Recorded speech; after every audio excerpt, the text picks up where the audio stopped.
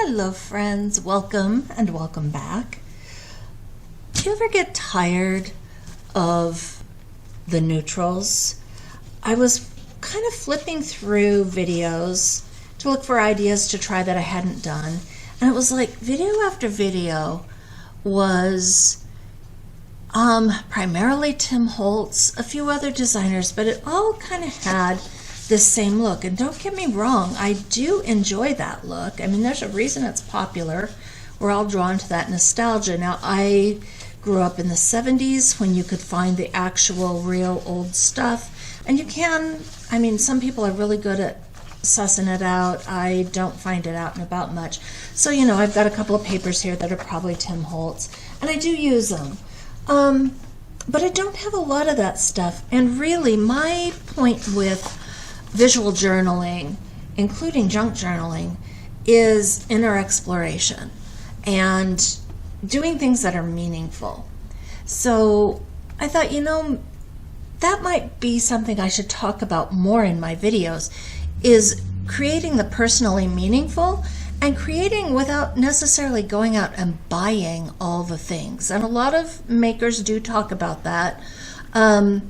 I might go a little to the extremes on that. I do have some bought stuff. I have a lot of stuff that's been given to me.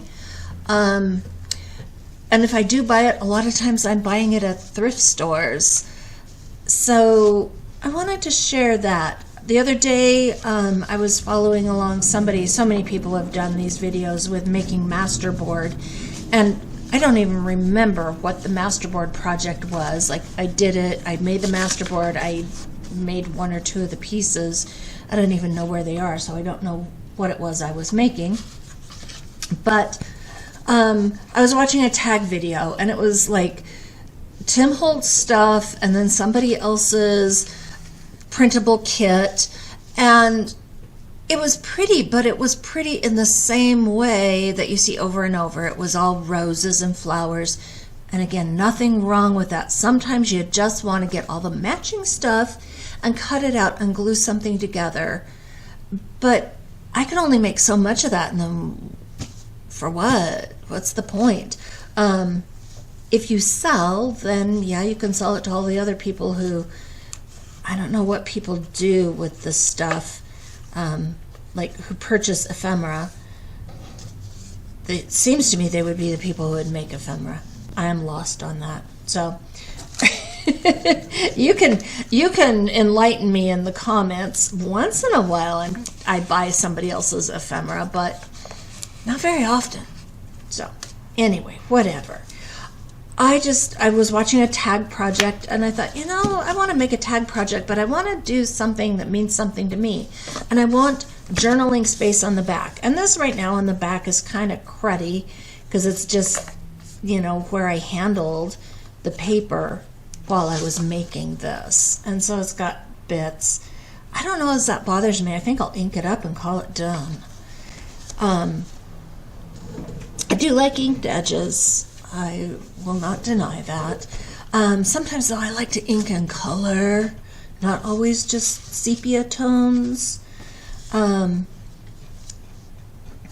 yeah, this video is kind of for those of you who don't buy all the stuff, and especially the designer name stuff, where it just gets kind of ridiculously expensive. And I have some disappointment when I walk into the craft store and it's like, come in here to buy all the stuff to make things, except for right up front, we're going to have all the things already made.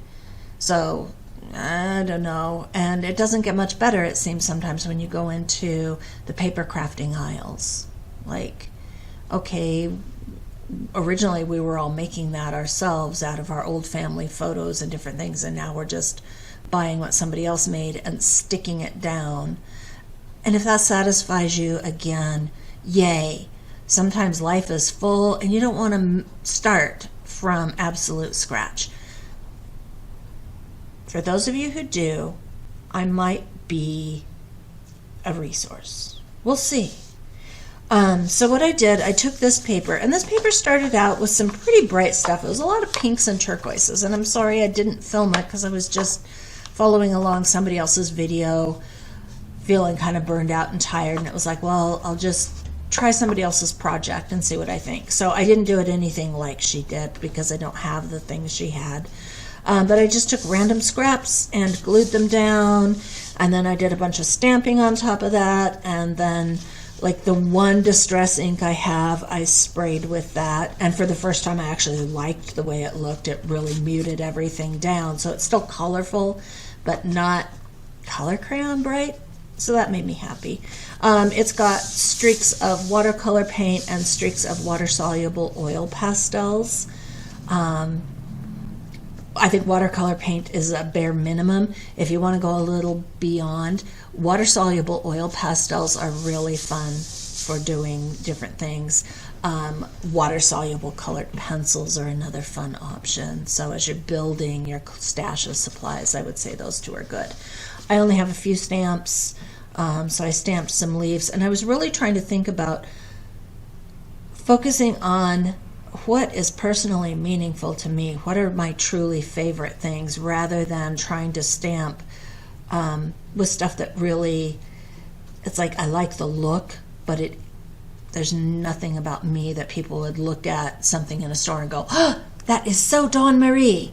You know, these things, these are so Dawn Marie. There's leaves, there's ferns, there's kind of Italian scroll work style stuff. I mean, can't imagine that, that would be a thing with me. So that was my focus. And so I made some of the paper, I used it for whatever. I decided to make a tag the other day, and so I cut some of that out. It's really warpy. I don't mind my stuff being really warpy. This is really warpy because I simply used my good old tacky glue. I use tacky glue for lots of things. If I want really precision control, I'll use this. If you're needing to spread glue out, art glitter glue is not great for spreading. And for those that don't know, art glitter does not mean there's glitter in there. It's the kind of glue that will stick on glitter and rhinestones and things like that onto paper and hold on. So that's why art glitter glue, even if you're on a tight budget, it's worth getting a little bottle. It'll last a long time. And again, it's great if you want to do precision control or things that have slick surfaces that might just peel off with a regular paper glue. And if you really hate warpy papers, you can use things like, there are other types of glues. You can use double stick tapes, which sometimes that adhesive bleeds through your surface. So there are other things. This is what I use. It's not necessarily right. It's just what I use. So what I did, I went through, I keep a little box right up here in arm's reach. This is a little box of little snippets that I've cut out of magazines and the backs of calendars where they have the teeny tiny pictures, things like that. If you watch very many of my videos, you're bound to see this show up a lot. I'll try not to explain it at quite such length every single time. I am going to go through this and thin it down to things that I really personally love. I've pulled out a lot of things to share with others. I'm going to be putting those in stuff that sits to the front of the studio, which is more classroom and things for sale, rather than back here in my personal work area. So anyway, I dug through there and I knew I wanted a bird. I didn't find any calendar birds, but I did find a page where a bird that I drew for somebody's logo design, who knows how many years ago. And I may have just drawn it for myself. I don't remember. But I had copied that in a bunch of different sizes. I'd scaled it on a page and printed it out, and so I just tore out one that was a size I liked. And teacups and I have a thing. I came across a fortune. I never throw away the fortunes from fortune cookies, even if I don't love them. I keep them around and they end up in my artwork now and then. But this one is "Your dearest wish will come true." So I thought that was rather nice. A random postage stamp. I love the idea of letters. I'm a horrible correspondent. Like, you just cannot count on me to keep up with that. But anyway, I love stamps. I love the idea of letters. So I just want to put together this little tag, all of that to talk about just a little tiny thing. I cut a tag shape. I have also a little, one of the very few punches I own is a 1-inch circle punch. And so I own 2 punches. I own a 1-inch circle punch and I own a flower punch. As far as the shapey ones, I own a couple of other small hole punches. But as far as shapies, I have a flower punch and a circle punch. I randomly punch things out and throw them in here. I probably have more in here than I'll ever use, but I keep doing it. I think sometimes it's just, you know, that mindless therapy of punching things out. So I pulled one out of there that I just kind of liked the look of, and I stuck it on there as a reinforcer, and then punched a hole with my hole punch. And then I just kind of arranged these things, and I know that what I decided I want to do is have my heron standing in the teacup, and I had it figured out where it worked without heron running into that. So I'll have to figure out what I did. I know I need to do a little bit of fussy cutting. There's my tiny scissors. You know what I really should have done is thrown on my, for seeing really tiny things, glasses. Yeah. My trifocals are great for viewing around the room, but they do fine for reading books, but not for when I really want to see what I'm cutting and shaping and doing things. Okay, and mostly this is torn out, but here I want to see the teacup and stuff behind. And now once I do this, I'll probably regret it, and it'll make me think I need to cut out everything. We'll see.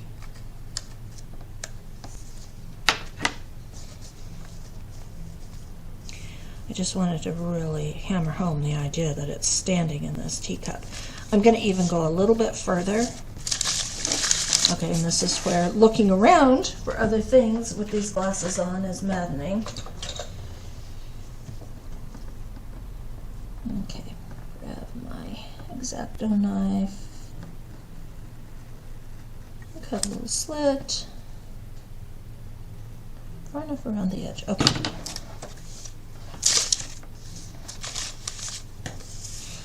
I would put an X-Acto knife and a small cutting mat high on the list of bare minimum things to have for paper crafting.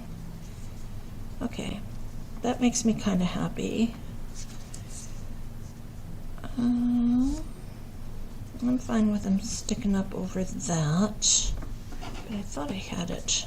I thought I had this all planned out so it went over to the other side. You know, I planned this out a couple days ago and didn't have time to do it, and then I thought, oh, this would be a fun quick video, which I'm sure I've already spent, oh yeah, 15 minutes and haven't made a thing, and I wanted it to be about a 15-minute video without having to edit. So let's see, your dearest wish will come true.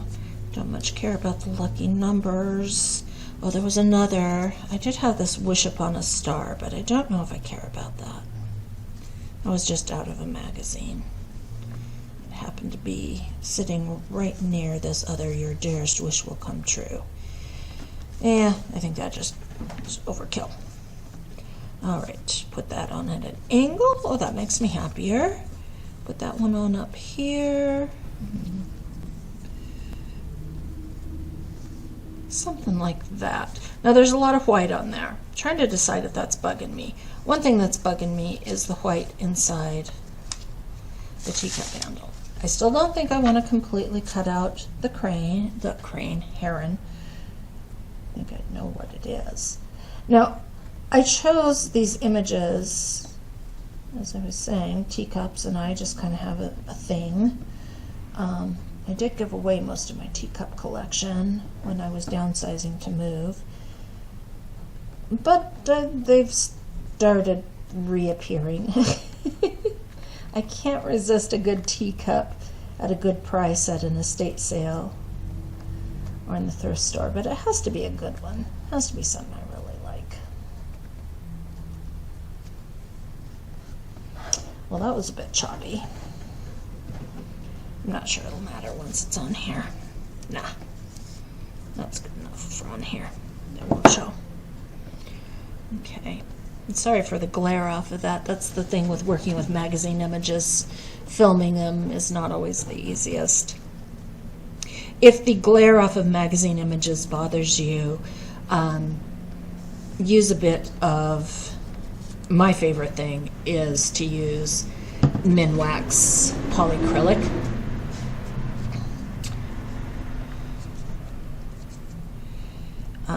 Over the top. Just they have a matte finish polyacrylic. It's a hardware store woodworking thing. Okay. I'm doing this with art glitter glue. Normally I do most of my gluing down with my tacky glue. This one I'm wanting to be sure and leave that slit so I can get the heron tucked down in there. Okay, now I forgot. How far over does the teacup need to go?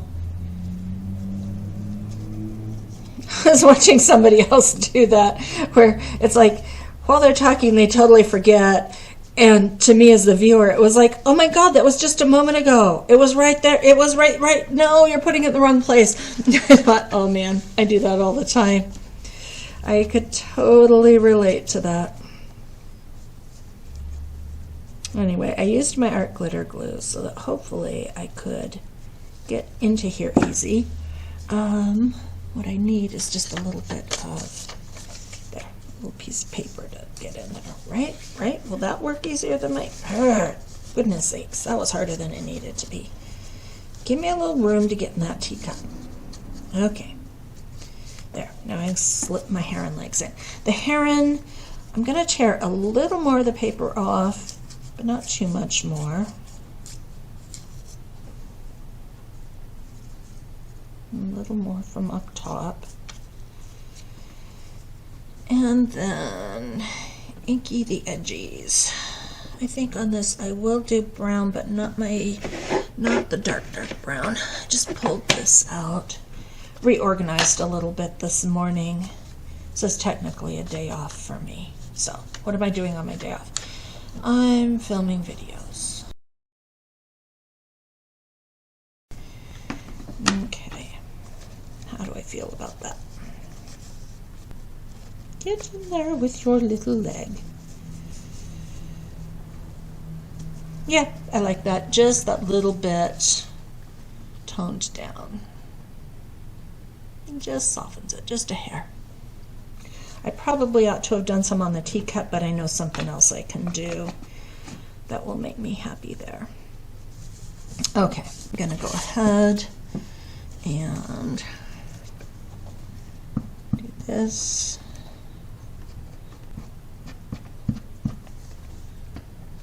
Okay, those are the regular nuts. They're great for cuts and not much else. Okay.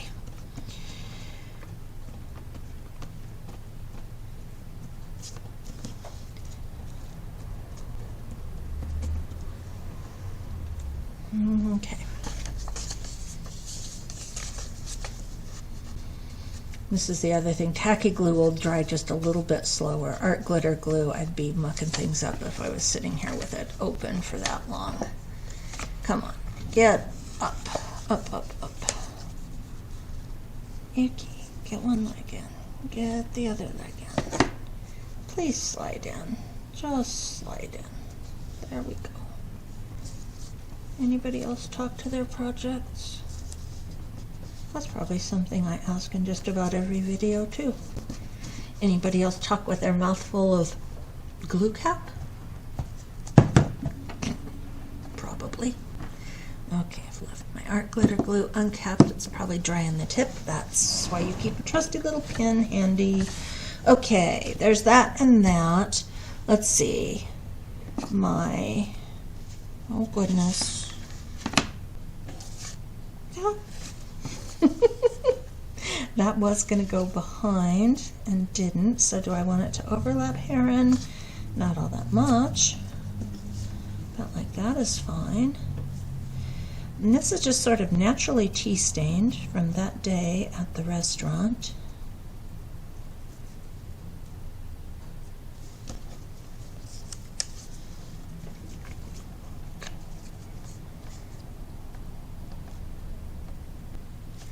So have you ever had a random fortune cookie actually tell you something that sounded totally like totally to the point for the moment, or that showed up right after you were asking yourself or, you know, God, the divine, whatever, a question? That might be a fun thing in the comments to see if anybody's done that. I had one time. I once got myself into a marriage that was really unhealthy, a really bad idea from day one. I did it for the best of reasons, but whatever. And I swear every single time I really came to the crisis point and was trying to decide whether to stay or go, it's like, you know, if the divine is an individual entity, I swear I would have driven that being mad, because, boy, you could tell me the answer in so many ways and I would just never, ever get it. One time it was a fortune cookie, and I was like on the way to a restaurant with the man, and he was, as usual, for psychological reasons I did not at the time understand, picking a fight with me. And I was just like, do I try to keep going forward with this, or is it just time for a new path? And I kid you not, I opened my fortune cookie after we eat our meal in miserable half silence. I open my fortune cookie and it says, now is the time for you to choose a new path. Did I follow the advice though? No, I tried to keep it going for another 5 years. Whatever. There was one time I asked the question and came around the corner to a rising hot air balloon that was black with a skull and crossbones. Yeah. That was just about the time that I finally went, okay, you can't keep asking questions of the divine and not taking the answers as they come. So take that as you will. Anyway, what I've just pulled out, Prismacolor watercolor pencils. I don't use these very much, but I think they're fun for stuff like this. And typically I would grab a black. I think I'm going to try this dark foresty green. And I filled a water cup and then left it in the kitchen. So I've got my glue rag bowl. I don't have a glue rag handy today. I broke my own rule. I'm just going to pour some of my drinking water in there. I could just dip it in my cup, which I would probably normally do, but since you're watching, I won't. How's that? And you don't have to dip it in water first, but I think it kind of is. It just kind of adds another element there. So I'm just going to give a kind of a shadow to the teacup handle. And I'm going to just smear it a little bit. Get my finger in there, smear it a little more. This is about the only way I use these watercolor pencils. I've never really gotten into doing my artwork with them. I've seen people use them and do beautiful things, especially using them in combination with regular colored pencils, kind of as a way to fill in. I've seen them do beautiful things. I just don't get that excited about it, so I haven't used them much. I like that.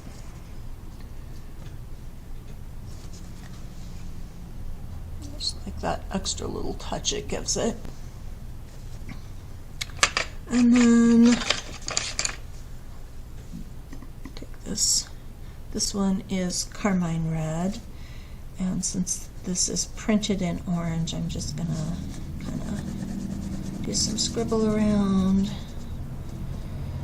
The Carmine isn't quite as orangey as I wanted it to be, but here's this other orange colored pencil.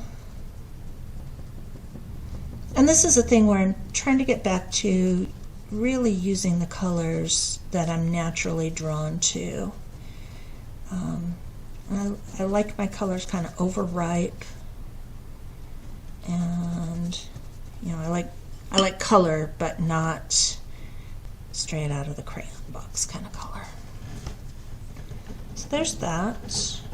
And I think I want to tone this down just a bit. Well, that worked. I had some of that on my finger.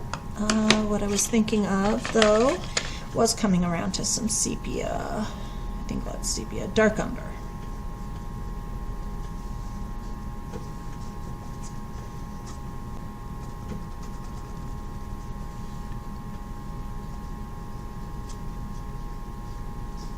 Oh, it's gotten a little soggy. Oh, that darkened it right up. I actually kind of like that. This tag, this hole that, good gravy, circle that I punched was white paper with glittered stuff, and it just soaked right in. It like coffee dyed it almost, and then half of it's white. So it's odd, and I wouldn't have planned to do that, but I don't hate it.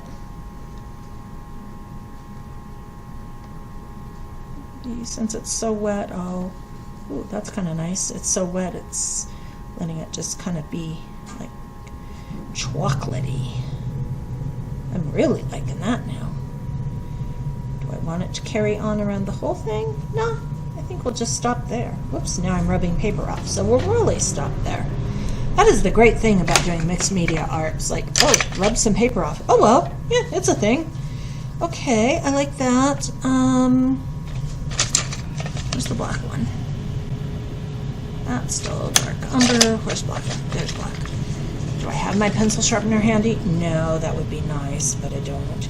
I'm going to put in just a little bit more definition around this teacup cutout, but I don't want it green. The green almost highlights it. Just kind of want to add to the shadow in the saucer and such. So I'm not really adding water, just letting kind of the moisture of my finger do that. Add a little shadow to the bottom of the saucer. Okay, that makes me happy.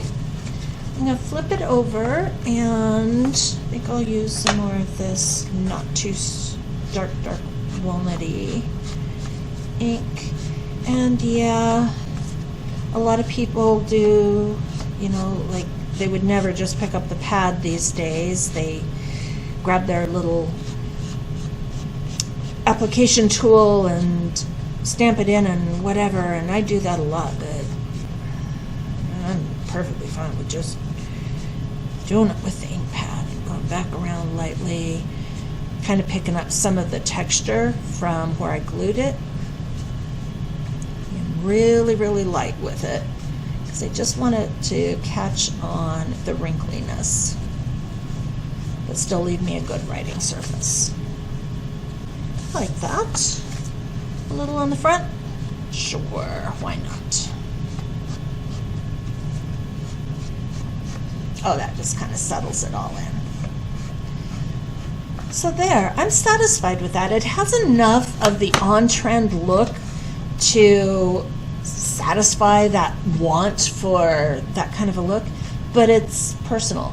It's my own things I've saved, things that mean something to me, even a little bit of art I drew. So maybe that'll inspire somebody else. And what will I do with this? This will go in. Ignore these sticking out the top. I'm in the midst of teaching a class, and it's got samples in there that I want. So I will find a page. This is my current junk journal. I will find a page that needs a tag to tuck in, or I will make a tuck spot for it in here, but you can see it definitely, you know, could maybe go in this one, although it might be too, yeah, it sticks out too far for that one.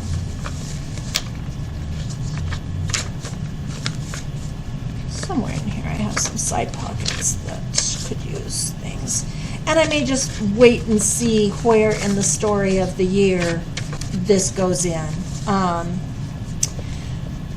One of the reasons heron is personal to me is not only that I drew it, but heron stands for, in archetypal animal meanings, heron often represents one who stands alone, somebody whose way of life may not appear functional or normal to most people, but it works perfectly well for a heron person. So, yeah, there's something to know about me that appeals. And I kind of like it in here, beyond the easel. So beyond the easel for me, that's like taking your art out into the world, taking your art somewhere else, doing something besides just painting, which definitely for me, I spent many, many years as a mural painter, and I find I barely even want to draw little things like heron, but I am getting back into it. And I'll talk more about that another time in another video. But I think heron, for now, tucks in right there. So, hopefully that was inspirational and not too rambly. And you'll go and putter around with your things and really look at stuff that you have and decide, is that truly you or just something that the mass marketing world presented so appealingly that you bought into it? Either way, go get out some art supplies and play with them. I know you could scroll on to the next video, but go play with art supplies. And yeah, you can yell back through the camera at me. You know, take your own advice, woman. Have a good one. I will be back sometime soon with another video.